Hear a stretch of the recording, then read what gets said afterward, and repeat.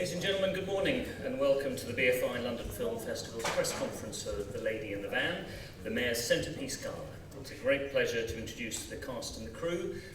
First, producer Kevin Loader, director Nicholas Hytner, the Lady in the Van herself, Maggie Smith, writer Alan Bennett, and the other Alan Bennett, Alex Jennings.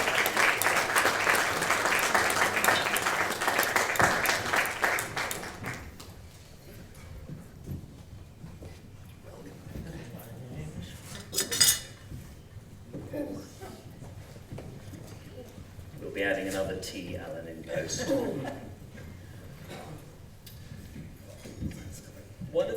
One of the most striking things about this film is, of course, that it's a true story. But watching it again, one of the things that spoke to me most was the fact that it's filmed in the actual location in which it took place. Nick, how important was it to be there in Gloucester Crescent? Well, it certainly has an element of authenticity to the film, and since we never considered doing it anywhere else, I'm not sure I can quite imagine or visualise what it would have been like. It was entertaining to see the look on all the residents' face, many of whom were there when all this happened, when the van drove down the Crescent again. I think I had mixed feelings about that. And it was also very entertaining to talk to them about Miss Shepherd and about Alan. You could have made a kind of Rashomon movie about the various different versions they had of her, although on the essentials they were all in agreement. And authenticity is that, Alex, presumably that's important for you to be in the real location. Yeah, hugely. I mean, it was amazing to be sitting at his desk, in his window, with the van back in the driveway. Immense help with your imagination. Alan, a question not really as a writer, but more as a householder. What was it like to have a film crew coming back into that house, which I believe you still own? Well, I don't live there. If I'd lived there, it would have been a nightmare. I've never had a film crew in any place I've lived, because with the best will in the world, they always cause chaos. But I didn't live there. Anthony Croller, the photographer, lives there. It's different from when I lived there anyway, so I didn't have any sort of pangs about it, and I was very glad. If we hadn't had the house, I don't suppose we'd have been able to make the film, so it's a very good thing we did. And of course, the house is only part of the story. Maggie, you spend more of the time in the van than in the house. That? Well, they were in luxury. They were actually in a real house. The van wasn't the most comfortable place, but it was where I spent most of the time, I must admit. But they were all in comfort. Figures, doesn't it? Kevin, we've heard the valid creative reasons for doing all this, but you were the man who had to make it happen. How easy was it? And tell us a little bit about Gloucester Crescent itself and the importance in the story. Gloucester Crescent is kind of a unique street, really, in Camden. Obviously, Alan knows far more than I do, but it's kind of sandwiched between, Regent's Park and the railway line, and the kind of ever-moving stream of urban activity that is Camden High Street and Market. So it's this little oasis, really, and when Alan lived there, and indeed now, it seems to be inhabited by quite creative, liberal-minded, quite well-off, but kindly people, and therefore they tolerated Miss Shepherd for many years, and they tolerated us, I'm happy to say. Well, let's talk to some other creative, well-meaning, liberal and well-paid people. Gentlemen down at the front. Hello everybody, Simon Button, UK Freelance. Question for Maggie. How was it revisiting this character that you played on stage, I think it was 15 years ago? And also, how method did you go in terms of immersing yourself in the squalor of it all? How what? How method did you go in terms of immersing yourself in the squalor? What method? How method were you? Method? Yeah, method. Right. Well, not a lot of that is required if you are dressed as I was, in a van. That was method enough. I really didn't go in. You mean into the inner whatnot. Yeah. No, I didn't dare do that. I just kept thinking about her. What was it like revisiting her after so many years? Sorry? And how was it revisiting her after so many years? Going back to this. I can't hear a word. How was it revisiting the part after 15 years? Oh, it was very, very different. Very different, because on stage it was much broader, and but the film was much more concentrated. You know, it was a whole different thing.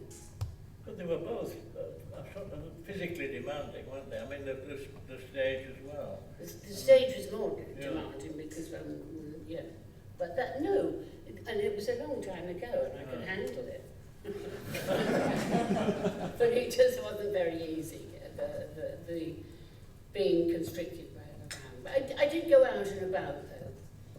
I just wasn't in the house very often. Hi, Laura James from Soho Pitch Book. Question to Maggie and Alan. It's very much a tale of human compassion that plays on... I'm so sorry. Do you think we could possibly have the microphone working? I think we may need to swap. Easier to hear. Call that first one a rehearsal. Hello. Right. Can you hear me now? It's all good. Yeah. Hello, Laura James for Soho Picture Book to Maggie and Alan. It's a lovely story which is very much a tale of human compassion that demonstrates the whole love thy neighbour proverb, set in a time when people did know who lived next door to them. But in a day and age where people aren't quite as kind and don't know their next door neighbours, what do you think this says to a modern audience about care of the elderly and those around you? Well, it seems to... Sorry, you... No, go on.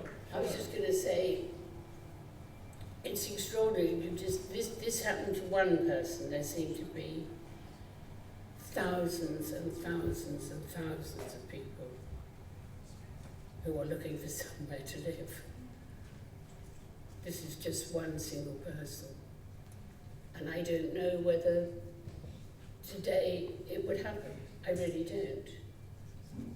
I don't think it would happen to you again, would it? I hope not. No. But I don't think compassion isn't the right word. I mean, I'm always having to say this. It wasn't compassion in quite that way. If somebody had said to me, if you let her into the garden, she's going to be there for 15 years, I would never have had her in there, obviously. But the reason why she came into the garden was because I could see her from where I worked was, say, at this table, and when she was parked in the street, she would be about the second row of the audience. And so I could see everything that happened, and people did used to rough her up, and kids used to persecute her, and people in the market did. And you always had to have one eye on the lookout for anything happening to her. Now, I was trying to work, and you can't work like that. And in the end, it was simply a case of self-preservation, from my point of view, that she came in because I wanted to get on with my work, and if she was in the garden, she'd be out of the way. So it's the reverse of compassion.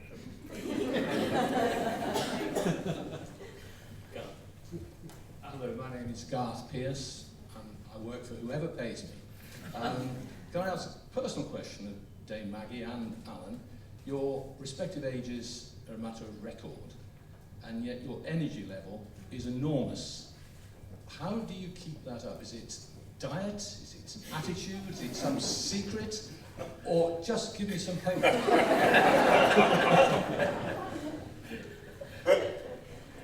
How do you keep it up?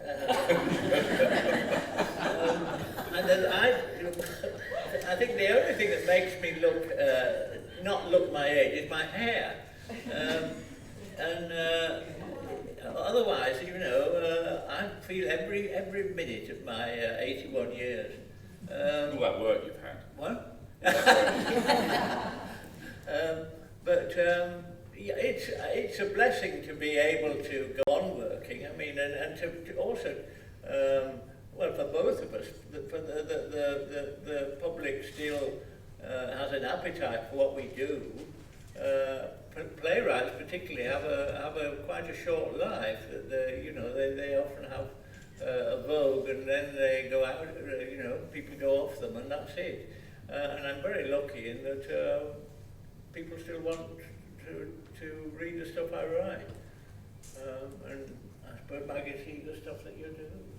Well, yes, I mean, I'm very lucky because there's always this endless thing about there aren't any parts for women over a certain age.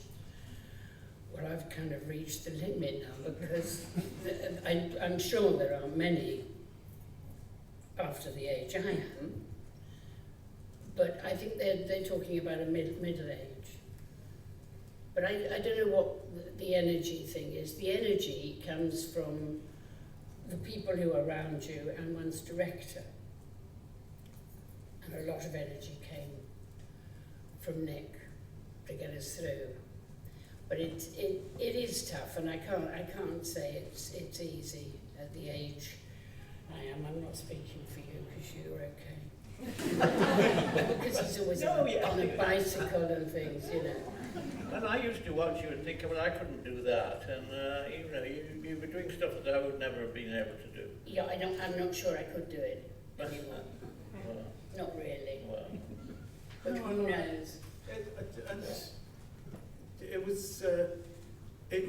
was sometimes a tricky call as to whether I could ask you to climb into the van yet again for yet another take. When it was dry, it wasn't too bad. Yeah. It was wet most of the time because of the rain. But there's a scene where Maggie's where Miss Shepherd is at mass, and she has to. Miss Shepherd was very devout, and the form of devotion took was to actually prostrate herself before she received the host, and I think we did 3 or 4 takes on that, and you did those takes, and I couldn't have done one of them. So. I'll tell you one morning when I didn't dare ask you to climb into the van, was on a Monday morning. The van was parked outside the house through the weekend, and you know Camden Town is party central on Saturday, and it turned out through Sunday night. When they turned up first thing Monday morning to reopen the van, they found a couple of people who'd been having a good time with each other, with whatever substances in the van. They'd apparently been there all weekend. And when I arrived, when I arrived a little later, they were evacuating the van of all its filthy contents, which obviously just kind of fake filthy. They were art department filthy. To have them deep cleaned because they had no idea what these 2 youngsters who were flat out in the back of the van had been doing through the weekend. And they all had to get deep cleaned and then made filthy again. And I had to keep from Maggie why we suddenly were swapping the schedule for the whole day round. Because I never dared say that you'll now be occupying a van that has been occupied by 2 people who have been indulging in various activities, legal and illegal, right through the weekend. So that's... No, I was told much later. Cowards. That's a different sort of centerpiece gala. Lady in the front. Hello, Eva Psivzova from Czech Daily E15. I have a question for Mr. Bennett, because this is the 4th version of Lady in the Van, for different media. So is there, when you revive the story for the script, is there always something new that you find out about Miss Shepherd, or has your opinion or feelings of her kind of evolved? Has your views and opinions of Miss Shepherd changed with the different versions of the story that you've written? Have you found out more about her? No, I don't think so, not in the sense that she was, as a person, she was unreachable. So the fact, if I'd known that she'd been a very good pianist, for instance, or she'd studied with Corto, as I found out after she died, I couldn't have talked to her about that because she just wouldn't. It wouldn't come back. You know, she'd say I don't want to know, or she would just shut up shop and stop talking. So in that sense, she remained unreachable, I think. But it made her seem, and I think I said this in the original book, after she died and I found out about her, it made her life seem much more adventurous and much more eventful than my own, really, which would have pleased her no end, I'm quite sure. But I don't think my attitude to her has changed. People tend to think of her as being a sweet old lady. She was not that, and she wouldn't have survived had she been, a much more kindly person. And Alex, although the title, of course, is The Lady in the Van and Miss Shepherd is at the centre of it, it's also a story about Alan and the writing. You played Alan before, haven't you? Tell me a little bit about becoming Alan Bennett. Well, I have. I played him in 2 short pieces that Alan wrote. One was a kind of concert piece that he wrote with the Medici String Quartet about his sort of musical memories of going to concerts and churches growing up in Leeds. And the string quartet wanted to revive it 4 or 5 years ago. Alan didn't want to do it again and suggested that I do it. So that was the first time that I kind of dusted off my Alan Bennett, which many of us kind of do around the kitchen. And then he wrote a play to accompany that happened at the National Cocktail Sticks, which was about Alan and his parents. And came to all the rehearsals, and so I had, I had Alan to sort of watch and be told what to do by. And he always wanted me, Alan wants me to be tougher than I perhaps sometimes was. And I also, for the movie, had to kind of butch up because he has shoulders and I don't. So they had to kind of make me wider to be Alan Bennett. And you watch and listen, and a lot of the clues are in the words and the rhythm of his writing. So yeah, it's a bit weird. The consensus is that in the piece, him, that Alan did first and you did second, you were a great deal better as Alan Bennett than Alan Bennett was as himself. I don't know that. Well, I mean, that's you're used now to seeing yourself on stage, but to see yourself in your house must have been a rather strange when you visited the set, when you watch the film now. Is that a strange sensation? No, occasionally when I was, we used it as a green room as well as for shooting. And sometimes when I was sitting there and saw Alex pass the door, that seemed quite weird, really. But when you're not thinking about it, he's more socially adept than I am, I think. Is that right? They got my hair right for the film, which they hadn't done for the stage version. Yes, he was a bit too Veronica Lake in there on the stage.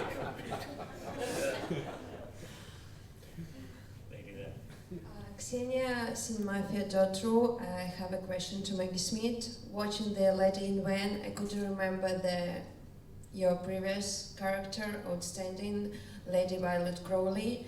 And for you, whose life more adventurous and preferable seems to you? And in your real life, for who you're closer, to Lady Violet Crowley or to Miss Shepherd? Which one? I'm not very close to either. I think curiously, I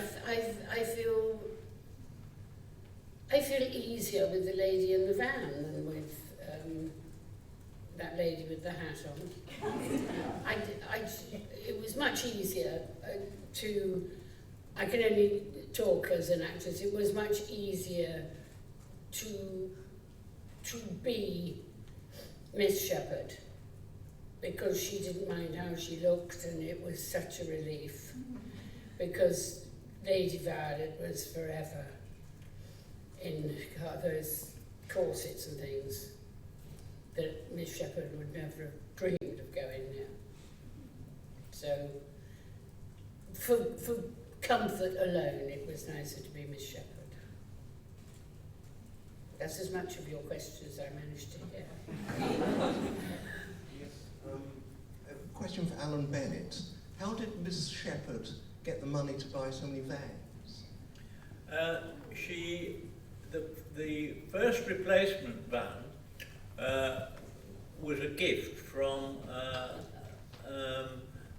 somebody called Lady Wiggin, who was, Miss Shepherd was Catholic, very Catholic, and Lady Wiggin was Catholic, and I think it was somehow that connection which commended Miss Shepherd to her.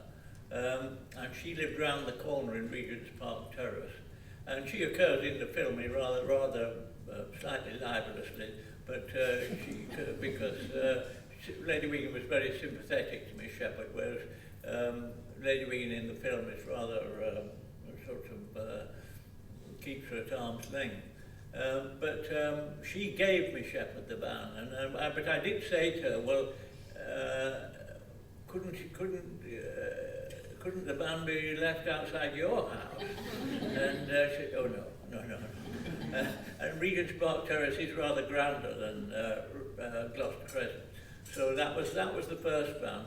The second van, I don't know how she had it. You see, she didn't really have any expenses. She didn't have any rent to pay.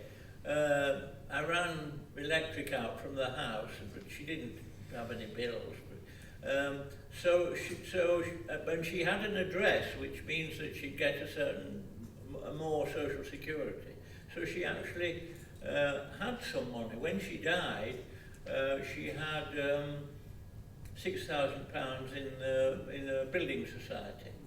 So she would be able to, afford a van. But I never asked her that.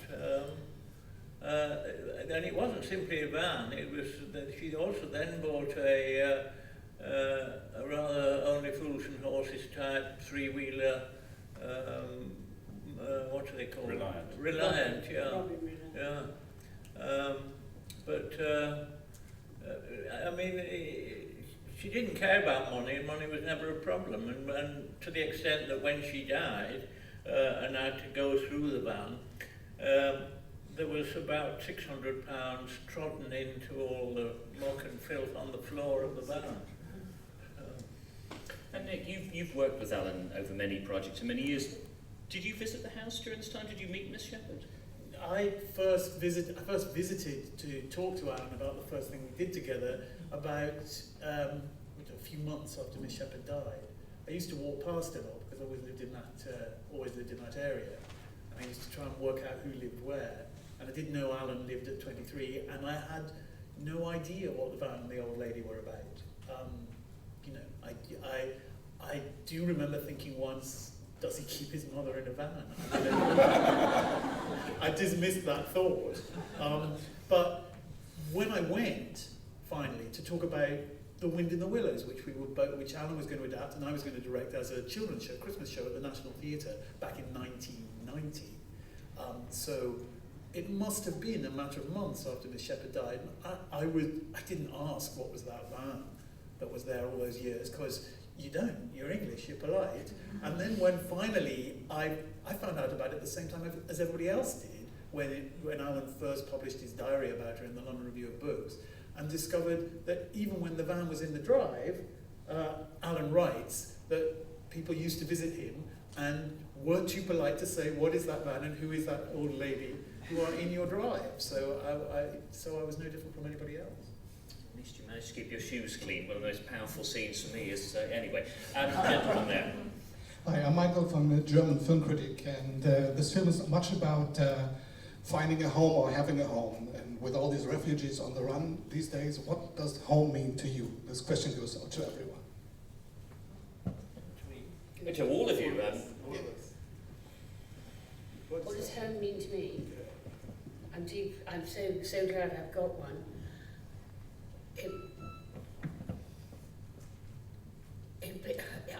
What it means, having had a practice at not having one, it means an awful lot. I don't know where, there is no way you could live in a van. I don't think. I know people do, some people live in cars, but surely not for that length of time. I've lived in my home for a very long time. And I dread to think what it would be like without it. It means everything. Kevin, you're a British producer and therefore probably only afford a van. Well, exactly. Actually, you can't afford those vans now. Miss Shepherd certainly wouldn't be able to buy one now because they were all beautifully restored when we bought them, and then we had to return them to this rather terrible state. So the poor van enthusiasts who spent so long restoring them would be heartbroken, I think, to see what happened to them. Well, I think the film really, it's about being part of a community, isn't it? And however begrudging the community of Gloucester Crescent and indeed Alan himself might from time to time have felt. I mean, you know, she did feel she belonged there somehow, I think, for a large part of her life, and that's all any of us could ever want, is to feel part of a community.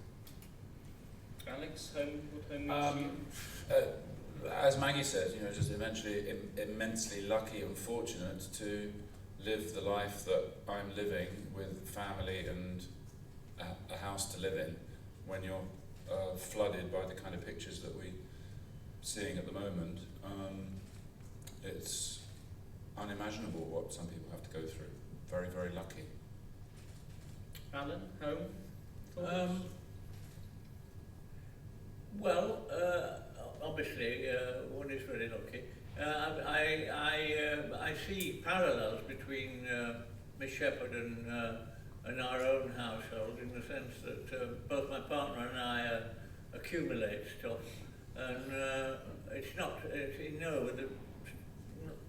in the least bit chaotic like the van was, but nevertheless, Miss Shepherd used to accumulate stuff which she didn't use, and this was no different in a way from I was going to say a normal person, from a person leading a normal life. For instance, one of the things in the van after she died was one of those panels on which her brushes and kitchen implements and so on, which are meant for display in a kitchen. And I remember my mother having one, and we never using the actual implements on this. And similarly it was with Miss Shepherd. She bought this. There was no way she would be using the brushes and the various kitchen implements, the life she led, but she somehow saw herself as leading that kind of life, or maybe leading that kind of life one day. So in a sense she was not so remote from ordinary life as one thinks. And Nick, final thought on home and the themes of the film? Well, I don't know that this is the theme of the film at all, but three of my grandparents were what would now be called with a cold lid migrants. And home for me is underpinned by the knowledge that it could all have been incredibly different. And I feel very lucky. Well, we must let you get back to those homes. Filmmakers, ladies and gentlemen, thank you very much indeed.